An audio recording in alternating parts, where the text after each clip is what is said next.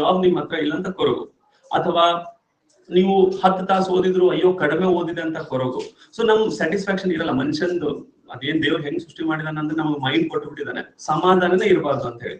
ಈಗ ನೀವು 2 ಅವರ್ಸ್ ಮಾಡಿದ್ರೆ ಎಷ್ಟೋ ಜನ ಟೈಮ್ ವೇಸ್ಟ್ ಮಾಡಿದ್ರೆ, ನೀವು ಯೂಸ್ ನೋಡಿದ್ರೆ, ನಿಮ್ಮ ಮೈಂಡ್ ವರ್ಕ್ ಕೊಟ್ಟಿದ್ದೀರಾ, ಥಿಂಕಿಂಗ್ ಪವರ್ ಜಾಸ್ತಿ ಮಾಡಿದ್ರೆ. ಸೊ ಈಗ ನೀವು ಖುಷಿ ಪಡಿ, ವಾವ್ ನಾನು ಏನೋ ಈಗ ಕುತ್ಕೊಂಡು ನೀವೇನು ಇವತ್ತಿನ 2 ತಾಸು ನಾನು ಯೂಸ್ ಮಾಡಿದೆ, Eshwar very good very good very good ಅಂತ ನನಗೆ ನಾನು ಸ್ವಲ್ಪ ಮೋಟಿವೇಟ್ ಮಾಡೋಣ. ಹೆಂಗೆ ಏನೋ ಸಾಧನೆ ಮಾಡಿದೆ ಅಂತ ಹೇಳ್ಬೇಕು ನಾನು, ಹೌದಪ್ಪ ನೀ ಏನೋ ಸಾಧನೆ ಮಾಡಿದ್ವಿ, ಒಳ್ಳೆ ಕೆಲಸ ಮಾಡಿದ, ವೆರಿ ಗುಡ್. ಸೊ ಈಗ ನಿನ್ನ ಹತ್ರ ಎಷ್ಟಾಗುತ್ತೆ ಅಷ್ಟು ಓದು, 5 ತಾಸು ಓದು, 10 ತಾಸು ಎಷ್ಟಾದ್ರೂ ಓದು, ಬಟ್ ಕೊರಗೋಂಗಿಲ್ಲ. ನೀವೀಗ ನೆಕ್ಸ್ಟ್ ನಿಮ್ಗೆ 5 ತಾಸು ಓದೋದಾದ್ರೆ 5 ತಾಸು ಓದಿ, 10 ತಾಸು 10 ಇಷ್ಟೇ ಓದ್ಬೇಕು ಅಂತ ಟೈಮ್ ಟೇಬಲ್ ಹಾಕ್ಬೇಡಿ. ನೀವು ಟೈಮ್ ಟೇಬಲ್ ಹಾಕಿದ್ರೆ ಏನಾದ್ರೂ ಹೆಚ್ಚು ಕಡಿಮೆ ನಿಮ್ಗೆ ಅವತ್ತಿನ ದಿನ ಓದಕ್ ಆಗ್ಲಿಲ್ಲ ಅಂದ್ರೆ ಫುಲ್ ಡೇ ನೀವ್ ಏನಂದ್ರೆ ಒಂಥರ ಬೇಜಾರಲ್ಲಿ ಇರ್ತೀರ. ಆ ಬೇಜಾರು ನೆಕ್ಸ್ಟ್ ಡೇಗೆ ಕ್ಯಾರಿ ಆಗುತ್ತೆ, ಮತ್ತೆ ನೆಕ್ಸ್ಟ್ ಡೇ ಕ್ಯಾರಿ ಆಗುತ್ತೆ. ಹಂಗ್ ಮಾಡಬಾರ್ದು. ಓಕೆ, ಟೈಮ್ ಟೇಬಲ್ ಏನೂ ಹಾಕ್ಬೇಡಿ. ಇದು ನೆಕ್ಸ್ಟ್ ನಿಮ್ಗೆ ಇಂಟ್ರೆಸ್ಟ್ ಇಂದ ಯಾವ್ದಾರು ಓದ್ರಿ. ನಾನ್ ನಿಮ್ಗೆ ರಿಕ್ವೆಸ್ಟ್ ಏನ್ ಮಾಡೋದು ಅಂದ್ರೆ, ಈಗ 7 to 9 ನೀವು ಓದಿದ್ರ, 7 to 9 ನೀವು ಸ್ವಲ್ಪ ಮೈಂಡ್ ಥಿಂಕಿಂಗ್ ಪವರ್ ಕೊಟ್ರಿ, ಮೆಂಟಲ್ ಎಫ್ಟಿನೂ ಕವರ್ ಆಯ್ತು. ಈಗ 1 hour ಗ್ಯಾಪ್ ತಗೊಂಡು ಮತ್ತೆ ನೀವೇನ್ ಮಾಡಿ 10 ರಿಂದ 1 ಸಾಲ್ವ್ ಮಾಡಿದ್ರೆ ನಿಮ್ಗೆ ಡೈ ಸೀರೀಸ್ ಅಂತ ಹೇಳಿ ಒಂದಿದೆ ನೋಡಿ, ಇವೆಲ್ಲ ಸಿಗ್ತಾವ್ ನಿಮ್ಗೆ.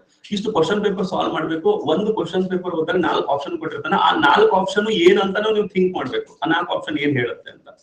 ಸೊ ಇಷ್ಟು ಕ್ವಶನ್ ಪೇಪರ್ ಸಾಲ್ವ್ ಮಾಡಿದ್ರಿ, ನಿಮ್ಗೇನು ಕರೆಂಟ್ ಅಫೇರ್ಸ್ ಒಂದ್ ಚೇಂಜ್ ಆಗುತ್ತೆ, ಮೆಂಟಲ್ ಅಪ್ಟಿ ಒಂದ್ ಚೇಂಜ್ ಆಗುತ್ತೆ, ಉಳಿದವೇನು ಆಲ್ಮೋಸ್ಟ್ ಹಂಗೆ ಇರ್ತವೆ. ಓಕೆ, 10 ರಿಂದ 1 ಕ್ವಶನ್ ಪೇಪರ್ ಸಾಲ್ವ್ ಮಾಡಿ ಅಂದ್ರೆ ನಿಮ್ 2 ಅವರ್ಸ್ ಇಲ್ಲಿ, 3 ಅವರ್ಸ್ ಇಲ್ಲಿ, 5 ಅವರ್ ನೀವು ಮೈಂಡಿಗೆ ಥಿಂಕಿಂಗ್ ಕೊಟ್ರಿ.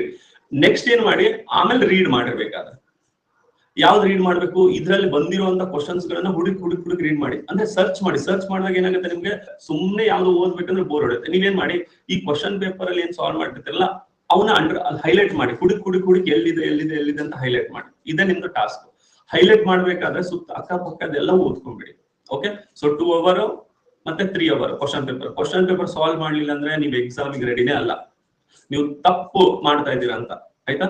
ಸೊ ಓಕೆ, ಇಲ್ಲಿ ನಿಮ್ 5 ಅವರ್ಸ್ ಆಗ್ಬಿಡುತ್ತೆ.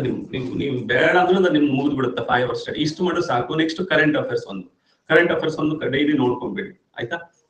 ಸೊ ಯಾವ್ದು ನಿಮ್ಗೆ ಡೌಟ್ ಇರುತ್ತೆ ಅದನ್ನ ಏನ್ ಮಾಡ್ಬೇಕು, ಈಗ ನೀವು ಕರೆಂಟ್ ಅಫೇರ್ಸ್ ಅಲ್ಲಿ ಬಿಪರ್ಜಾಯ್ ಅಂತ ನೋಡ್ರಿ. ಬಿಪರ್ಜಾಯ್ ಏನಪ್ಪಾ, ಅದು ಹೆಂಗ್ ಬಂತು? ಓಕೆ, ಮಾನ್ಸೂನ್ ಅಂತ ಮತ್ತೆ ಹೋಗಿ ಭೂಗೋಳದಲ್ಲಿ ಹೋಗಿ ಮಾನ್ಸೂನ್ ಅಂದ್ರೆ ಏನು, ಹೆಂಗ್ ಬರುತ್ತೆ ಏನಂತ ಅದನ್ನ ಓದ್ರಿ.